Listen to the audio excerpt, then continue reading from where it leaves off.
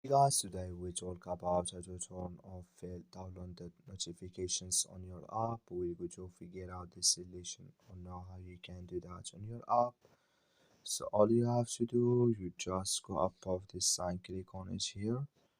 So then it's going to show for your list like this. Then all you have to do now, just click here on settings. So then you come to this list here. Then all you have to do, just go down here and you click here on permissions here.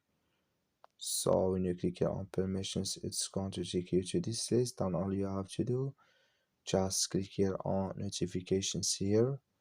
So then you come to this list, then all you have to do, just come to field downloaded here, and you click in this sign or this color, like you see color, it's gone here, that's mean failed downloaded, it's disabled with us now. That's all you have to do. Thank you for watching.